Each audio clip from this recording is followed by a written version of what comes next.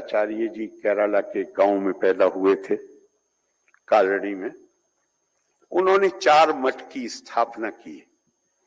आमतौर से मैं सुनता रहा हूं, अब से नहीं, बहुत पहले से, कि भारत की एकता को सुदृढ़ करने के लिए उन्होंने भारत के 4 कोनों में 4 मठों की स्थापना की।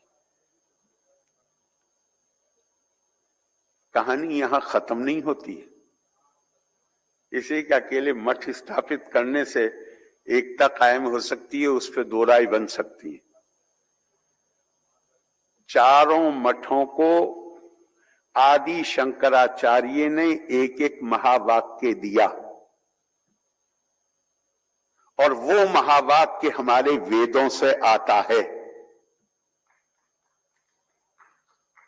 और वो महावाक्य चारों अलग अलग वेदों से आने वाले 4 महावाक्य 4 मठों को दिए गए। चारों का मतलब एक है, अर्थ समान है।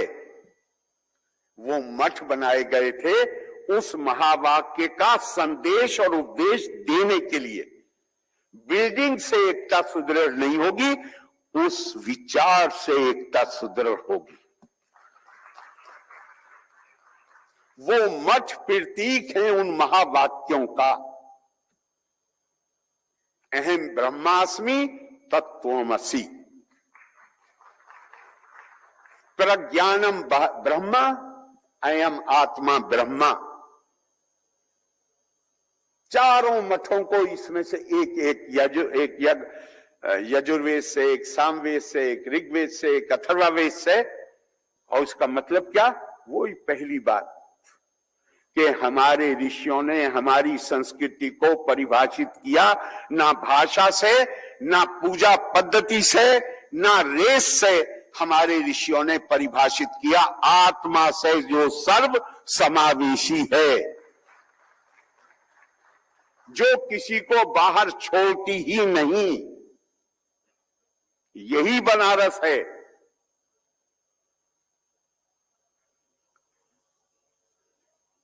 शंकराचार्य गंगा पे नहाने जा रहे थे या नहा के लौट रहे थे? अब तो बनारस की सड़कें बहुत साफ सुथरी नजर आ रही हैं, लेकिन आमतौर से गलियां, बनारस जाना जाता था संकरी गलियों के लिए। जी सही है, गलत तो नहीं मैं कह रहा। तो लौट के आ रहे हैं गंगा स्नान करके, कोने पे एक चंडाल को देखते हैं, 5 कुत्तों को लेके खड़ा हुआ है। अद्वैतवाद के प्रणेता मुंह से किसी भी उनके या उनके किसी शिष्य के मुंह से निकल गया कि रास्ते से हटो। अब मैं उस कहानी में नहीं जाऊंगा कि चंडाल के रूप में कौन थे, वो उसमें मैं नहीं जाऊंगा। मैं यहां चंडाल ही मान रहा हूं, और मैं इसलिए मान रहा हूं चंडाल कि बनारस में तो चंडाल का भी बौद्धिक स्तर वही होगा।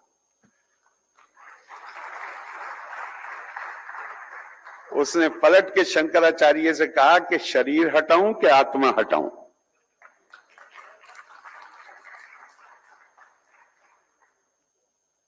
और शंकराचार्य उसके पैरों में लेट गए। और मशहूर उनकी रचना है मनीष पंचक।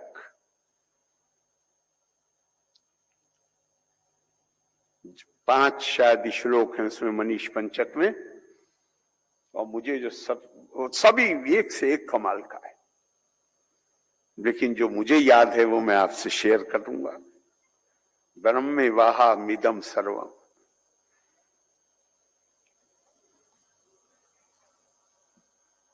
जगत सकलम चिन्मात्र विस्तारितम, सर्वम चैतद विद्याया तिर्गुणाया शेषम मया कल्पितम, इत्थम यस्ये दृढ़ा मति सुक्तरे नित्या परे निर्मले, चंडालोस्तु सातु द्विजोस्तु गुरुरुत्येषा मनीषा मम। जो ये जान गया कि वही एक परमात्मा है जो आत्मा के रूप में हर किसी के अंदर विद्यमान, हर किसी के अंदर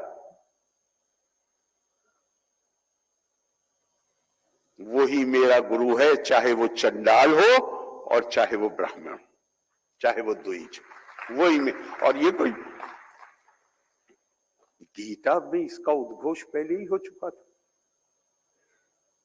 विद्या विनय संपन्ने ब्राह्मणे गवि हस्तिनी शुनि चैव श्वापाके चा पंडिता समदर्शिना। चाहे विद्या और विनय जो हाईएस्ट एट्रीब्यूट्स, बहुत बड़ी विशेषताएं किसी भी व्यक्ति के लिए, चाहे विद्या और विनय ह्यूमिलिटी से संपन्न कोई ब्राह्मण हो, चाहे गाय हो, चाहे हाथी हो, चाहे कुत्ता हो, चाहे कुत्ते के खाने वाला हो, सबके अंदर उसी एक परमात्मा का निवास है आत्मा के रूप में। अब ये आप दूरबीन लगा के भी अगर देखिए, विश्लेषण करिए, तो ये इतना समावेशी और इतना वृद्ध मानस की उत्पत्ति है ये विचार, जिससे बाहर कोई रह ही नहीं सकता। चाहे जिस पंथ का मानने वाला हो, चाहे जिसकी जो, मुझे यहां नजर आ गए हमारे आलोक जी आ गई थी अभी 3-4 दिन पहले, त्रिवेंद्रम में थे, नहीं कोटायम में मुलाकात हुई मेरी, तो मैं वहां बात कर रहा, मैं कहा यहाँ, मैंने वहां इनसे कहा, मैंने कहा हमारी संस्कृति तो वो है जहां रावण को भी उसकी दुष्टता के लिए नहीं, लोक संग्रह के लिए उसके खिलाफ कार्रवाई होती, लेकिन उसके प्रति भी आदर भाव, उसकी विद्वता के लिए आदर भाव पूरी तरह मौजूद है। उसके पैरों के किनारे खड़े होकर उससे उसके ज्ञान का सार हासिल करने की कोशिश की जाती है। इतनी समावेशी हमारी संस्कृति। दुनिया में ये नहीं था, लेकिन जब लोकतंत्र आ गया, जब दुनिया ग्लोबल, मैंने कितना समय ले लिया सर, कितना ले लिया? और तो 5-10 मिनट और बोल सकता, 5-10 मिनट और बोल सकता हूं सर।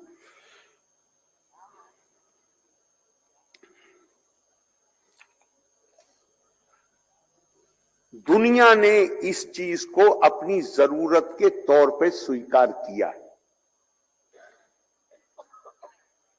अपनी सोच के तौर पे स्वीकार नहीं किया है। भारत की ये सोच है,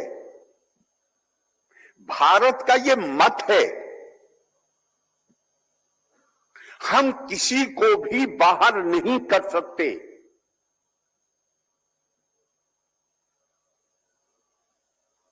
हमारा तो मानना है कि जीव में ही शिव नजर आना चाहिए।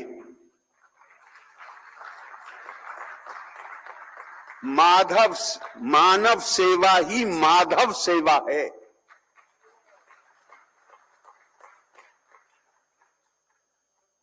और हम सब एक दूसरे से बंधे हुए हैं उस आत्मा के बंधन से।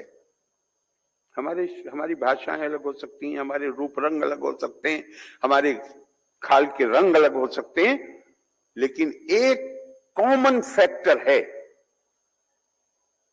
जो हम सबको एक दूसरे से बांधता है, और वो है आत्मा, रूह, स्पिरिट।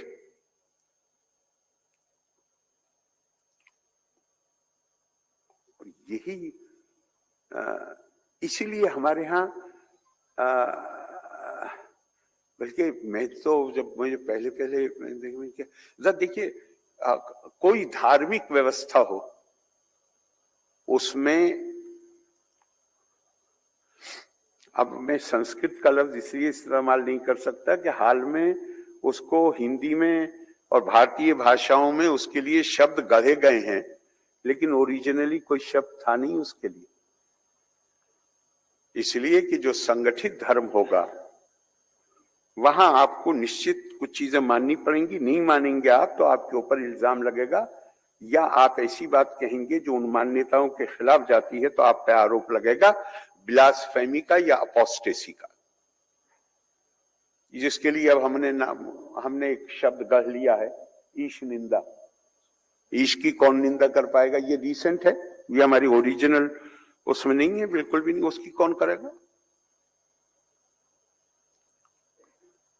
क्या है वो?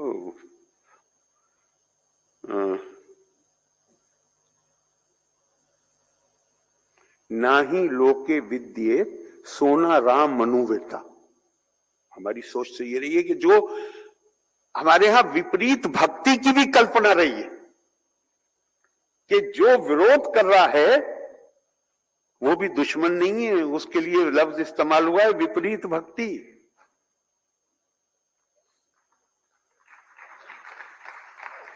तो यहां दुश्मन तो कोई है ही नहीं, निंदा कोई कर ही नहीं सकता। विपरीत भक्ति की कल्पना है हमारे यहां।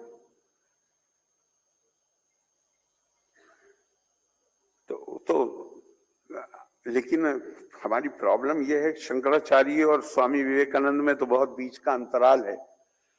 और खुद गीता में है कि धर्म की जब जब हानि होगी तो फिर मैं आऊंगा। तो हम भूल जाते हैं, इंसान का मिजाज जो है वो भूलने वाला है, और थोड़ा स्वार्थ भी होता है। जहां हम सिद्धांतों को हमें खूब पता होता है सही आचरण क्या है, लेकिन क्या है, बहुत जानामि धर्मम नचा में प्रवृत्ति, जानामि अधर्मम नचा में निवृत्ति, केनापि देवेन हृदय स्ततेन यथो नियुक्तास्मि तथा करोमि। मैं खूब मालूम है मुझे अच्छी तरह धर्म क्या है, मुझे ये भी मालूम है अधर्म क्या है, लेकिन धर्म की तरफ मेरी ख्वाहिश नहीं होती और अधर्म से पीछा नहीं छूटता। और कोई बैठा हुआ है यहाँ पे जो मुझे नियंत्रित करता है, तो मुझे खूब पता है कि सही क्या है, लेकिन करता हूं गलत काम। तो फिर एक जरूरत होती है एक शंकराचार्य की, फिर जरूरत होती है एक स्वामी विवेकानंद, फिर जरूरत होती है हमें इन संतों की। आप जरा गौर करिए, मैं आपसे कहता हूं कि अगर ये काम पहले हुआ होता, आखिरकार अमेरिका में शिकागो में जब स्वामी विवेकानंद बोले तो जितने दुनिया के धर्म के मानने वाले हैं वो सब उठ के खड़े हो गए उनकी प्रशंसा करने के लिए, या नहीं खड़े हो गए? क्यों खड़े हो गए? क्योंकि उन्हें वो विचार अच्छा लगा। वो विचार स्वामी विवेकानंद का विचार नहीं था, वो विचार तो भारतीय विचार था, हमारे ऋषियों द्वारा प्रतिपादित सिद्धांत है, हजारों साल पुराने।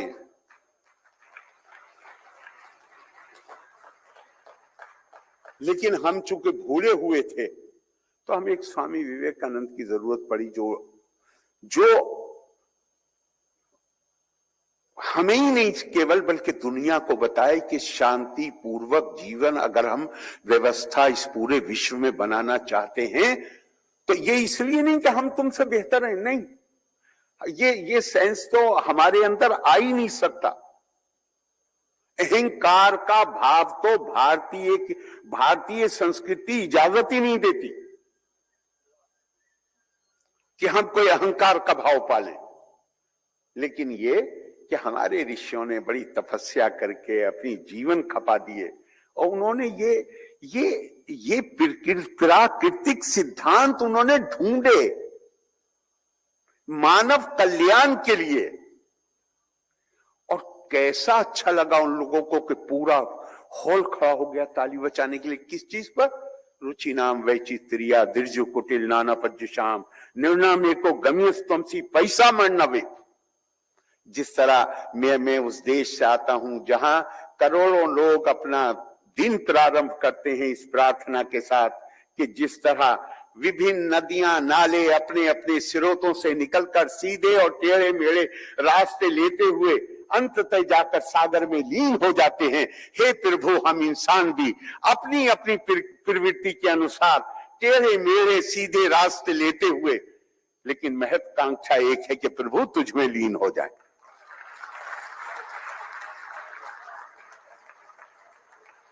पूरा हॉल उठ के खड़ा हो गया। क्यों? क्यों? उन्हें वो उस रास्ते पे पहले ही चल पड़े थे, लेकिन उन्हें ये पता नहीं था कि इसका स्रोत क्या है। स्वामी विवेकानंद के भाषण से उन्हें यह पता चल गया कि आज जो ये चीज वो अपनी जरूरत के तहत कर रहे हैं, वो भारत के ऋषियों ने हजारों साल पहले उसकी कल्पना की थी और उसको प्रतिपादित किया था। तो मैं बहुत दफा कहता हूं कि हमें पूरा हक हासिल है कि हम गर्व करें, अहंकार नहीं, गर्व करें, लेकिन इसकी भी जरूरत है कि थोड़ी शर्म करें।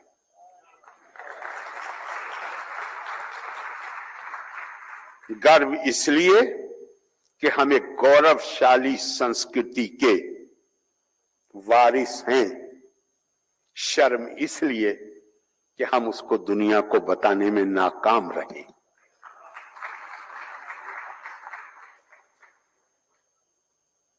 और हम जिस पतन के काल से गुजरे, उसकी जो छाप है वो अभी भी पूरी तरह मिटी नहीं है। मैंने एक दो जगह और भी ये मिसाल दी है और इसके साथ मैं अपनी बात खत्म करूंगा, इसलिए कि मैं चाहूंगा कि आपने तो दो दो या तीन तीन प्रश्न कहे, अगर उससे ज्यादा करना चाहें तो भी मैं स्वागत करूंगा। तो मैं एक व्यवहारिक एग्जाम्पल को क्या कहेंगे सर, उदाहरण देते हुए अपनी बात खत्म करूंगा। 1991 में मैं भारत सरकार में ऊर्जा मंत्री था और सिविल एविएशन का भी चार्ज था मेरे पास। मैं कहने का मतलब ये, मैं फॉरेन मिनिस्टर नहीं था, लेकिन उस समय पाकिस्तान की प्रधानमंत्री, उन्होंने ओआईसी मतलब ऑर्गेनाइजेशन ऑफ इस्लामिक कंट्रीज, एक संस्था है, वहां पर कश्मीर को लेकर हमारे खिलाफ एक प्रस्ताव, जिस पे उन्होंने बड़ा मेजर ऑफेंसिव लिया था, मतलब बहुत ज्यादा उन्होंने उसमें दौड़ भाग की थी, और वो जाती तौर पे खुद हर देश में जा रही थी वहां के राष्ट्र अध्यक्षों से मिलने और अपने पक्ष में राय बनाने के लिए। भारत सरकार की तरफ से वो जिम्मेदारी मेरे ऊपर डाली गई अपना पक्ष प्रस्तुत करने के लिए। तो मैं जब इंडोनेशिया जा रहा था तो मैं हमारे पहले एम्बेसडर राजदूत इंडोनेशिया में मोहम्मद यूनुस साहब थे, जो बाद में प्रगति मैदान के भी अध्यक्ष रहे हैं इंडिया ट्रेड फेयर अथॉरिटी के, और वो नजदीक में ही रहते भी थे। तो मैंने सोचा कि मैं पहली बार इंडोनेशिया जा रहा हूं, तो मैं जरा उनसे थोड़ा मदद मांगू कि वो मुझे बताएं कि मैं किस तरह वहां के राष्ट्र अध्यक्ष से बात करूं, क्या बातें करूं जिसका उन पर असर पड़ सके। तो वो मैं उनके घर गया, उन्होंने बहुत मुझे फायदा हुआ, उन्होंने मुझे बहुत अच्छी अच्छी बातें बताई, अच्छी बातें मतलब जिनका असर पड़ेगा उनके ऊपर। और उसी में उन्होंने मुझे एक कहानी सुनाई। उन्होंने कहा कि प्रेसिडेंट राष्ट्रपति सुकार्नो, चूंकि पंडित जी से उनकी बहुत जाती मित्रता भी थी और मुझे वो पंडित जी के परिवार का हिस्सा ही मानते थे राजदूत के अलावा, इसी के ये खान अब्दुल गफ्फार खान के भतीजे थे और ये तो उस साइड के थे। भारत के विभाजन के समय पंडित जी के कहने से इनको, चूंकि एनडब्ल्यूएफपी तो वोट करने के बावजूद हमने उधर दे दिया, उन्होंने तो हमारे लिए एक भारत के लिए वोट दिया था एनडब्ल्यूएफपी ने, लेकिन उस विभाजन में वो उधर चला गया। तो इनको मांग लिया था पंडित जी ने खान अब्दुल गफ्फार खान से। तो उनका वो मुझे परिवार का हिस्सा समझते थे, तो अक्सर अपनी जनसभाओं में मुझे अपने साथ ले जाते थे। ये बहुत इंपॉर्टेंट, मतलब मैं भूला ही नहीं हूं कभी इसको। एक बार उन्होंने सुनाया था, उनका देहांत भी हो चुका, तो उन्होंने कहा कि मैं सुकार्णो को अपने भाषण में मैं सुनता था, भीम अर्जुन भीम अर्जुन भीम अर्जुन।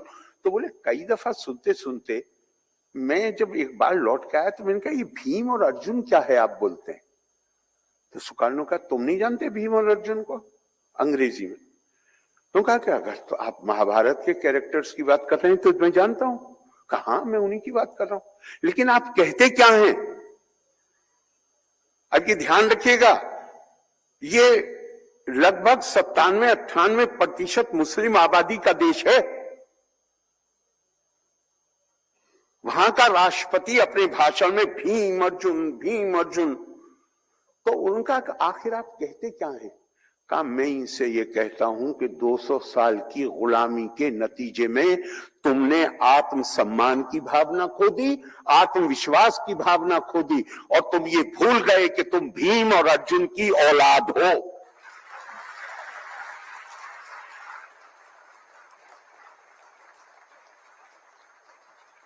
मैं तुम्हें सिर्फ ये याद दिलाना चाहता हूं कि तुम किसकी औलाद हो,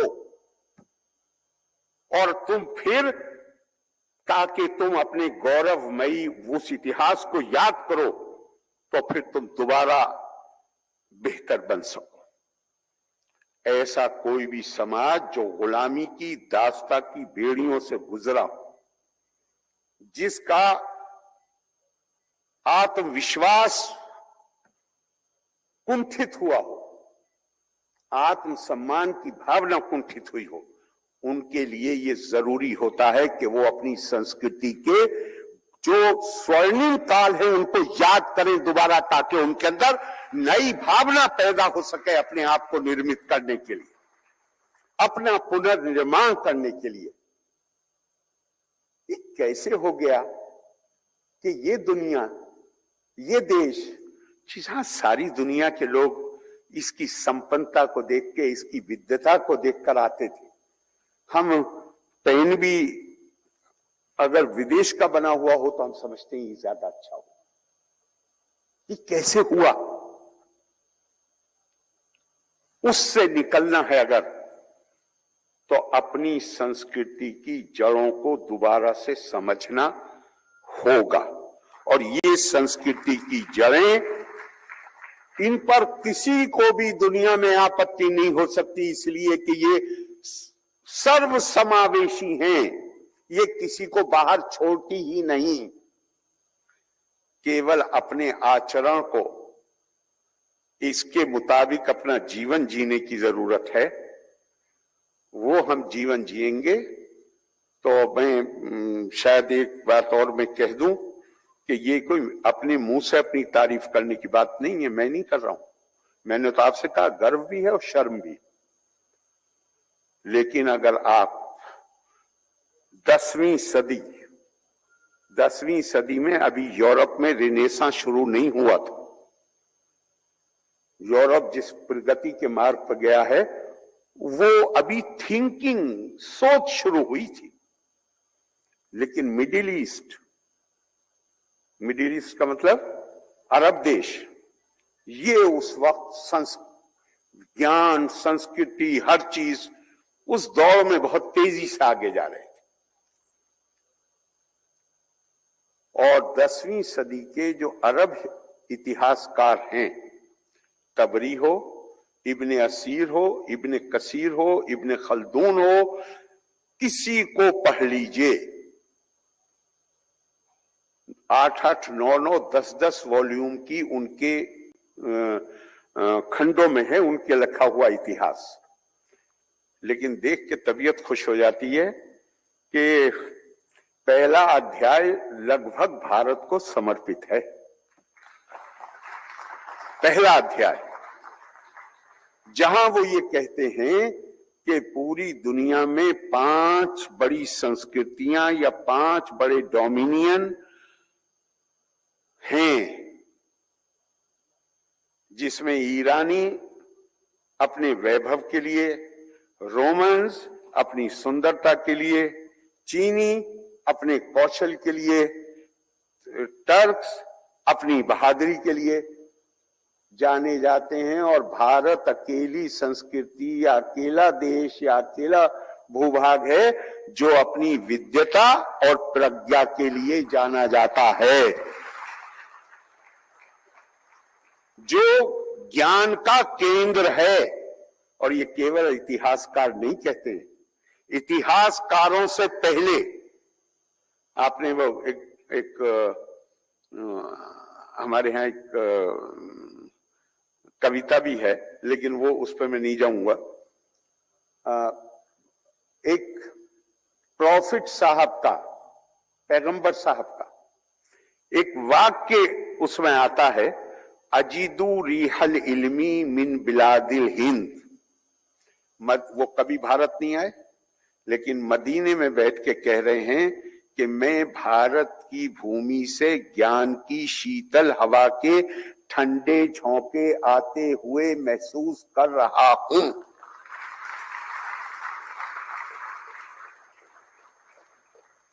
ये 1, 2, 3, 4 लिखते हैं, सहारे सारे विज्ञान की प्रगति हुई है।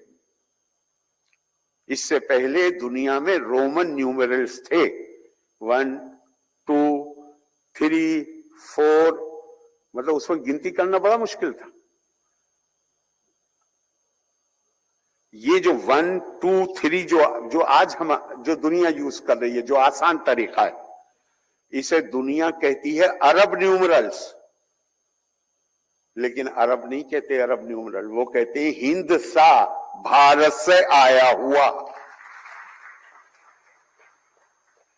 तो भारत की ज्ञान परंपरा को दुनिया में जो उस वक्त जो लोग उस दौर में जा रहे थे, उनका पुराना इतिहास नहीं था ज्ञान और विज्ञान का, लेकिन वो उस दौर में उस वक्त तेजी से शरीक थे, उन्होंने स्वीकार किया। तो हमें निश्चित तौर से जब हम अपनी संस्कृति के बारे में पढ़ेंगे, हम अपने इतिहास के बारे में पढ़ेंगे, तो निश्चित ही उसमें से हमारा आत्मविश्वास और मजबूत होगा कि भारत विश्व गुरु था और भारत में क्षमता है कि अपनी संस्कृति के सहारे, किसी और सहारे नहीं, अपनी संस्कृति को अगर हम वाकई में उसमें प्राण फूंकते हैं और उसको जीवंत बनाते हैं, तो निश्चित तौर पे भारत में ये क्षमता है कि हम दोबारा दुनिया को रास्ता दिखा सकते हैं। बहुत बहुत धन्यवाद। जय हिंद।